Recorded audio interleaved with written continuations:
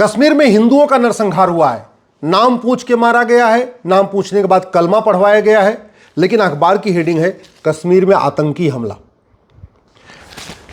जो लोग कलमा पढ़ लिए उनके ऊपर जब डाउट हुआ तो उनका पैंट उतरवा के उनका चेक किया गया कि इनका खतना नहीं हुआ है, लेकिन हेडिंग है टेररिस्ट मास्कर। किस तरीके से भारत की मीडिया जिहाद को, हिंदुओं के हमले को आतंकवादी हमला कह के किस तरीके से डिफेंड करती है, आप इसको देख लीजिए। और ये कोई पहली बार नहीं हुआ है, लगातार हुआ है।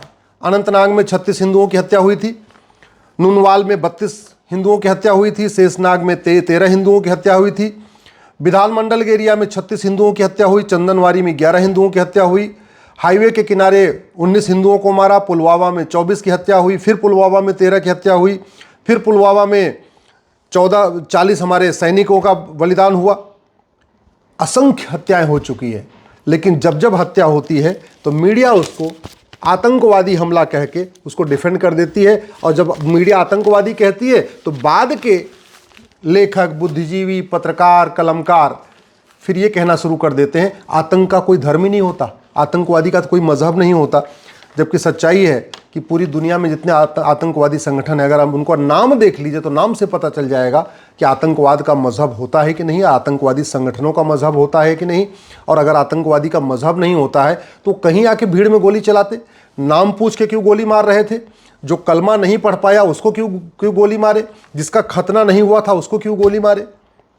दूसरी बात, ये सब कुछ हो गया है, इसके लिए कुछ लोग कह रहे हैं सुप्रीम कोर्ट जिम्मेदार है। मतलब पूरी दुनिया में आतंकवादी घटनाएं हो रही हैं और हमारे कुछ बुद्धिजीवी कह रहे हैं सुप्रीम कोर्ट जिम्मेदार है, सुप्रीम कोर्ट ने अगर इलेक्शन नहीं कराया होता तो ये हत्या नहीं होती है। अरे 1990 में जो नरसंहार हुआ था कश्मीर में हिंदुओं का, उसके लिए सुप्रीम कोर्ट जिम्मेदार है क्या? जो मुर्शिदाबाद में हो रहा है, या जब बांग्लादेश में हो रहा है, जो सीरिया में हो रहा है, जो ईरान में हो रहा है, जो इराक में हो रहा है, जो हर जगह काफिरों को मारा जा रहा है, उसके लिए सुप्रीम कोर्ट जिम्मेदार है। सही बात कहने से डरते हैं, आतंकवाद इस जिहादी सोच के मूल कारण की बात करने से डरते हैं। जिहादी जो सोच है ये कहाँ से निकल रही है वो नहीं बात करेंगे। कभी ये जिम्मेदार, कभी वो जिम्मेदार, कभी सिक्योरिटी जिम्मेदार, कभी हमारे सेना के जवान जिम्मेदार, कभी पुलिस वाले जिम्मेदार, कभी कोई, मतलब इस तरीके की करके इसको पूरा डाइवर्ट कर देते हैं। दुर्भाग्य ये भी है कि इतने एक के बाद एक आतंकवादी हमले होते रहते हैं, आतंकवादी नहीं जिहादी हमले होते रहते हैं। इसके बावजूद हमारे नेता, अभिनेता, लेखक, बुद्धिजीवी, पत्रकार, कलमकार क्या कहते हैं कि सभी मजहब एक समान होते हैं। हमारे इवन जज भी कहते हैं कि सारी मजहबी किताबों में एक ही बात लिखी हुई है। हमारे सांसद, विधायक, मंत्री, जज जो संविधान की शपथ लेते हैं वो क्या कहते हैं कि गुरुकुल और मदरसा एक समान होता है। संविधान की शपथ लेने वाले कहते हैं वेद, पुराण, बाइबल, कुरान एक समान होता है। संविधान की शपथ लेने वाले सांसद, विधायक, मंत्री, जज क्या कहते हैं कि आतंकवादी का कोई मजहब नहीं होता। और कवि क्या बोलते हैं, लेखक क्या बोलते हैं, मजहब नहीं सिखाता आपस में बैर रखना। और कुछ तो और भी बोलते हैं, कुछ बात है कि हस्ती मिटती नहीं हमारी हस्ती मिट रही है, हमारी बस्ती मिट रही है। अफगानिस्तान से हस्ती और बस्ती मिट गई, पाकिस्तान से हस्ती और बस्ती मिट गई, मालदीव से हस्ती बस्ती मिट गई, बांग्लादेश से हस्ती बस्ती मिट गई, भारत के 9 राज्यों से हस्ती और बस्ती मिट गई, भारत के 800 जिलों में से 200 जिलों में हस्ती और बस्ती मिट गई, 6000 तहसीलों में से 1500 तहसीलों में हस्ती और बस्ती मिट गई, भारत के बॉर्डर पे जो 300 तहसीलें उनमें 300 की 300 तहसीलों में हस्ती और बस्ती मिट गई। फिर भी हमारे कवि, हमारे कहानी करने वाले, हमारे यूट्यूबर, हमारे लेखक, बुद्धिजीवी कहते हैं कुछ बात है कि हस्ती मिटती नहीं हमारी। कुछ तो ऐसे भी कहते हैं कि सभी मजहब शांति सिखाते हैं, सभी मजहब आपसी भाईचारा सिखाते हैं, सभी मजहब जो है आपस में प्रेम सिखाते हैं। अगर प्रेम सिखा रहे होते तो हिंदू ही क्यों मारे जाते? ये इस पे कभी चर्चा नहीं हो रही। एक बात और ये भी है, हमारे वेद, हमारे पुराण, हमारे उपनिषद, हमारे गीता, हमारे रामायण में लिखा हुआ है व्यक्ति का स्वभाव, व्यक्ति का व्यवहार इस बात पे निर्भर करता है कि बचपन में वो बच्चा आंखों से क्या देखता है, नाक से क्या सूंघता है, मुंह से क्या खाता है और कान से क्या सुनता है। हमारे आज़ादी वाला जो गैंग है, जो संविधान की दुहाई देके कहता है सभी लोगों को कुछ भी खाने का अधिकार, कुछ भी देखने का अधिकार, कुछ भी सोचने का अधिकार, कोई भी किसी भी तरीके की फिल्म बनाने का अधिकार, किसी भी तरीके का सीरियल बनाने का अधिकार, कुछ भी पढ़ाने का अधिकार, ये जो है ना, ये हमें विनाश की तरफ ले जा रही है। इंद्रिय नियंत्रण की बात नहीं हमारे स्कूलों में, अष्टांग योग हमारा सिखाया नहीं जाता, कुटुंब प्रबोधन है नहीं, वसुधैव कुटुंबकम है नहीं, सिखिज्म, जैनिज्म, बुद्धिज्म और हमारे वेद पुराण गीता उपनिषद में क्या लिखा है वो पढ़ाया नहीं जा रहा है। और हो क्या रहा है, मजहब के आधार पर विभाजन हुआ था, फिर भी मजहब के आधार पर नियम कानून चल रहा है। मजहब के आधार पर विभाजन हुआ 1947 में, फिर भी मजहब के आधार पर वक्फ बोर्ड, वक्फ ट्रिब्यूनल चल रहा है। मजहब के आधार पर विभाजन हुआ था, इसके बावजूद मजहब के आधार पर minority commission, minority film ministry चल रही है। मजहब के आधार पर विभाजन हुआ था, इसके बाद भी मजहब के आधार पर स्कूल, कॉलेज, कोचिंग खुल रहे हैं। मजहब के आधार पर लोन, वजीफ़ा दिया जा रहा है। मजहब के आधार पर आरक्षण दिया जा रहा है। मुगलों ने 1000 मदरसा खोला था अपने 500 साल के गुलामी के शासन में, और यहाँ संविधान लागू होने के बाद 3 लाख मदरसे खुल गए। अंग्रेजों ने 200 साल के शासन में 1000 मिशनरी स्कूल खोला था, पिछले 75 साल में 3 लाख मिशनरी स्कूल खुल गए। तो ये जो कुछ हो रहा है इसके लिए कोई और जिम्मेदार नहीं, संविधान की शपथ लेने वाले जिम्मेदार हैं, जिनको लगता है कि सभी धर्म एक समान होते हैं, सभी पंथ एक समान होते हैं, सभी किताबें एक समान होती हैं, सभी मजहब एक समान होते हैं, सबकी सोच एक समान होती है। बड़ी सीधी सी बात है भैया, अगर बचपन में ही बच्चा हिंसा देखेगा, जानवरों की हत्या देखेगा और उससे हत्या करवाई भी जाएगी, उसके अंदर प्रेम नहीं आएगा, उसके अंदर भावना नहीं आएगी, उसके प्रति दूसरों के प्रति अहिंसा का भाव नहीं आएगा, वो तो बचपन में हिंसक हो जाएगा। और इस पूरी सोच का सबसे बड़ा कारण है जो दिन में 5 बार वो सुनता है। क्या सुनता है? ला इलाहा इल्लल्लाह, अल्लाह के अलावा कोई इबादत योग्य नहीं है। इसका मतलब क्या हुआ? ब्रह्मा विष्णु महेश इबादत योग्य नहीं है। इसका मतलब क्या है? भगवान राम, भगवान कृष्ण, हनुमान, गणेश, दुर्गा, लक्ष्मी, सरस्वती, बालाजी कोई भी पूजा के योग्य नहीं है। हमारे 24 तीर्थंकर पूजनीय नहीं है, हमारे 10 सिख गुरु पूजनीय नहीं है, भगवान बुद्ध पूजनीय नहीं है। ये जो सिखाई जाती है उस पर कोई चर्चा नहीं हो रही है। जिहाद का मूल कारण क्या है, आतंकवाद का मूल कारण क्या है, इस पर सोची नहीं जा रही। और वैसे भी आप जरा ये बताइए, ये जो आतंकवादी हमला किए हैं 500 साल पहले इनके पूर्वज क्या रहे होंगे? हिंदू। क्योंकि भारत, पाकिस्तान, बांग्लादेश, अफगानिस्तान, मालदीव, ये जितने भी यहाँ पे आज इस्लामिक देश हैं, 1400 साल पहले क्या थे लोग? 2000 साल पहले वहाँ क्या थे? या तो सूर्य की पूजा करते थे, या तो पेड़ों की पूजा करते थे, या नदियों की पूजा करते थे, मूर्तियों की पूजा करते थे, दुर्गा, लक्ष्मी, सरस्वती की पूजा करते थे, रामकृष्ण की पूजा करते थे। पूरे के पूरे एशिया में भगवान राम का राज था, पूरे के पूरे एशिया में युधिष्ठिर का राज था, पूरे के पूरे आधे एशिया में चंद्रगुप्त का राज था, आधे एशिया में लगभग अशोक का राज था। तो आज की डेट में जो 57 इस्लामिक कंट्री हैं, वहाँ पहले क्या होता था? चाहे अरब हो, चाहे दुबई हो, चाहे कुवैत हो, चाहे बहरीन हो, चाहे अबू धाबी हो, वो तो छोड़िए, चाहे अफगानिस्तान, पाकिस्तान, बांग्लादेश में तो 15वीं शताब्दी में भी इस्लाम नहीं था। 15वीं शताब्दी में जब बाबर आया तब यहाँ कन्वर्जन शुरू हुआ, और जो कन्वर्ट हुए आज वो सबसे बड़े दुश्मन हो गए। जो कन्वर्टेड हिंदू हैं आज वही पैंट उतार के चेक कर रहे हैं खतना हुआ कि नहीं हुआ, गोली मार रहे हैं। जो कन्वर्टेड हिंदू हैं आज वही जिहाद कर रहे हैं। हिंदुओं की सबसे ज़्यादा हत्या कौन कर रहा है? कन्वर्टेड हिंदू कर रहे हैं। हिंदू की आज की डेट में जो हत्या हो रही है वो अरब, दुबई, कुवैत, बहरीन से कोई नहीं आ रहा हत्या करने, कन्वर्टेड हिंदू मार रहे हैं। सच्चाई तो ये है कि अरब, दुबई, कुवैत, बहरीन में जो हैं हिंदू वो यहाँ से ज़्यादा सुरक्षित है। तो हम समाधान की बात नहीं कर रहे हैं। हम आज तक इतने साल हो गया मज़हब के आधार पर विभाजन हुआ था, कायदे से न मज़हब, सरदार पटेल ने कहा था अब मज़हब के आधार पर कुछ नहीं चलेगा। हमने मज़हब के आधार पर बोर्ड बना दिया, मज़हब के आधार पर ट्रिब्यूनल बना दिया, मज़हब के आधार पर आयोग बना दिया, मज़हब के आधार पर मंत्रालय बना दिया। और मज़हब के आधार पर बना भी दिया तो माइनॉरिटी को उन्हें डिफाइन ही नहीं किया। अरे 1 लाख वाला माइनॉरिटी होगा टोटल, या जिसकी पूरे देश में आबादी 10 लाख है वो माइनॉरिटी होगा, या पूरे देश में जिसकी आबादी 50 लाख है वो माइनॉरिटी होगा, या पूरे देश में जिसकी आबादी 1 करोड़ है वो माइनॉरिटी होगा। माइनॉरिटी कौन होगा कहीं नहीं लिखा।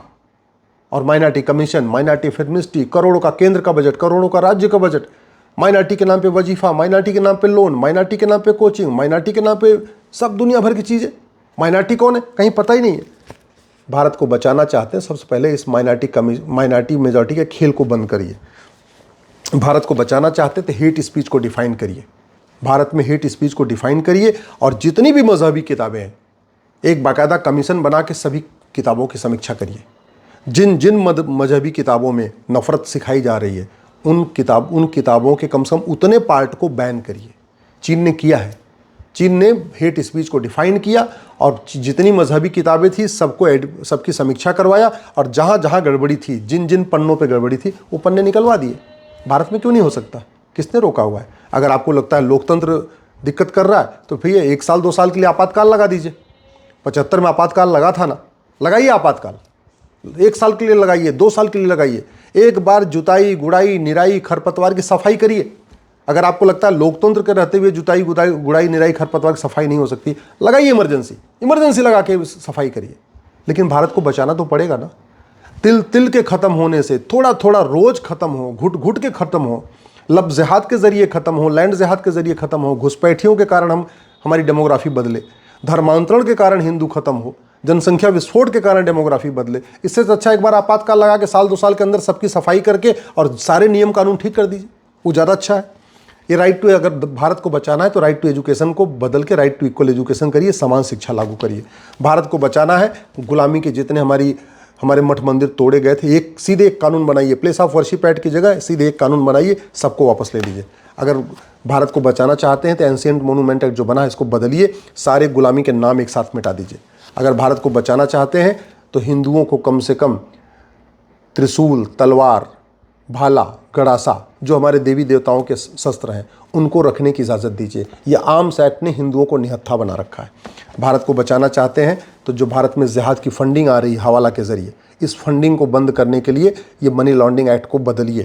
भारत को बचाना चाहते हैं तो लब जिहाद, लैंड जिहाद, धर्मांतरण, घुसपैठ, इसको जो है राष्ट्र की सुरक्षा के लिए खतरा घोषित करिए और सारे डीजीपी से कहिए एनएसए लगाना शुरू करें।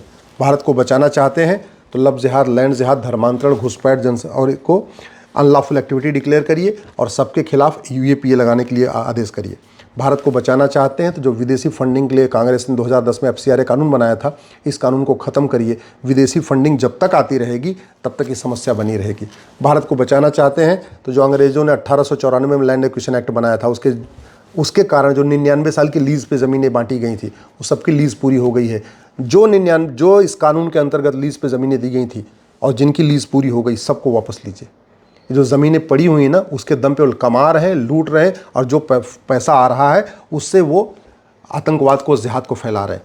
भारत को बचाना चाहते हैं तो ये जो रिप्रेजेंटेशन ऑफ पीपल एक्ट 1950-51, इसको बदलिए, एक नई भारतीय चुनाव संहिता लागू करिए और जो भारत की संस्कृति और भारत गद्दारों की, जासूसों की मदद करे, उसके चुनाव लड़ने, पार्टी बनाने, पार्टी पदाधिकारी बनने पर आजीवन प्रतिबंध लगाइए। भारत को बचाना चाहते हैं, ये भारतीय साक्ष्य संहिता में संशोधन करिए, नार्को पॉलीग्राफ ब्रेन मैपिंग कानून बनाइए। भारत को बचाना चाहते हैं तो भारतीय न्याय संहिता में एक नया कानून, एक नया चैप्टर जोड़िए, ऑफेंस रिलेटेड टू टेररिज्म, और ये सुनिश्चित करिए कि चाहे वो डिस्ट्रिक्ट कोर्ट हो, चाहे हाई कोर्ट हो, चाहे सुप्रीम कोर्ट हो, आतंकवादियों का मुकदमा 1 साल के अंदर खत्म होगा। और ये हो सकता है, करना केवल इतना पड़ेगा, झूठी गवाही को गंभीर अपराध घोषित करना पड़ेगा, नार्को पॉलीग्राफ ब्रेन मैपिंग कानून बनाना पड़ेगा। आतंकवादियों को पकड़िए, उसको narco polygraph brain mapping test करिए और उसी टेस्ट के आधार पर जो रिपोर्ट आए सीधे फांसी उठा के दे दीजिए। और फांसी भी सार्वजनिक, छुपी छुपाई तरीके से नहीं, सीधे जनता को बुला के 10-20 हज़ार लोगों के बीच में फांसी दीजिए, 10-20 हज़ार लोगों के बीच में गोली मारिए, तब भारत सुरक्षित होगा। भारत को बचाना चाहते हैं तो 1861 का पुलिस एक्ट बदलिए, नया one nation one police code लागू करिए। भारत को बचाना चाहते हैं तो भारत में ड्रग्स जिहाद को बंद करिए। ये एनडीपीएस एक्ट कभी ड्रग स्मगलिंग को रोक नहीं पाएगा, और अगर ड्रग जिहाद नहीं रुका, ड्रग स्मगलिंग नहीं रुकी, तो सारा पैसा जो ड्रग का आ रहा है ये सीधे सीधे जिहाद के काम आएगा। ये सिटीजनशिप एक्ट सड़ गया है, आज तक किसी भी जिहादी की नागरिकता खत्म नहीं हुई, इस कानून को बदलना पड़ेगा। ये जो जिहादियों की फंडिंग होती है काले धन से होती है। काला धन क्यों जनरेट हो रहा है? क्योंकि हमारा ब्लैक मनी वाला कानून महा घटिया है। ये जो पूरा इनका बेनामी लेन देन चल रहा है वो क्यों चल रहा है? क्योंकि हमारा कानून घटिया है। तो अगर भारत को बचाना है, भारत की संस्कृति को बचाना है, घुसपैठ क्यों हो रही है? क्योंकि फॉरेन एक्ट हमारा सड़ा हुआ है, माँ घटिया है। घुसपैठियों उनके मददगारों के खिलाफ घुसपैठियों और उनके मददगारों की 100% संपत्ति जब्त करने, नागरिकता खत्म करने और आजीवन कारावास फांसी देने के लिए कानून बनाइए। भारत की कुरीतियों और कुप्रथाओं को खत्म करने के लिए जितने भी मजहब के आधार पर कानून बने हैं सबको बदलिए, एक नया यूनिफॉर्म सिविल कोड लागू करिए। जब तक गुलामी के नाम नहीं हटेगा, गुलामी का निशान नहीं हटेगा, गुलामी की कुरीतियाँ खत्म नहीं होंगी, गुलामी की कुप्रथाएँ खत्म नहीं होंगी, गुलामी की पुलिस व्यवस्था नहीं बदलेगी, गुलामी की न्यायिक व्यवस्था नहीं बदलेगी, गुलामी की प्रशासनिक व्यवस्था नहीं बदलेगी, तब तक देश सुरक्षित नहीं होगा। मात्र 5 साल के अंदर भारत को सुरक्षित बनाया जा सकता है, लेकिन उसके लिए केवल और केवल नियम कानूनों को बदलना होगा। जब तक पुलिस व्यवस्था, प्रशासनिक व्यवस्था, शिक्षा व्यवस्था, चुनाव व्यवस्था, न्यायिक व्यवस्था नहीं बदलेगी, जब तक election reform, police reform, judicial reform, tax reform, administrative reform नहीं होगा, तब तक भारत सुरक्षित नहीं होगा। ऐसे ही धांत चलता रहेगा, जिहाद चलता रहेगा, मजहबी उन्माद चलता रहेगा, घुसपैठ चलती रहेगी, धर्मांतरण चलता रहेगा, हम लगातार घटते रहेंगे, हम लगातार कटते रहेंगे। समाधान कठोर कानून, शिक्षा में संस्कार होगा, कानून का खौफ होगा, तब भारत बचेगा। नहीं तो देखते देखते जैसे अफगानिस्तान से हिंदू खत्म हो गए, पाकिस्तान से हिंदू खत्म हो गए, मालदीव से हिंदू खत्म हो गए, बांग्लादेश से हिंदू खत्म हो गए, भारत के 9 राज्यों से हिंदू खत्म हो गए, 200 जिलों से हिंदू खत्म हो गए, 1500 तहसीलों से हिंदू खत्म हो गए, बाकी जगह से भी हिंदू खत्म हो जाएंगे।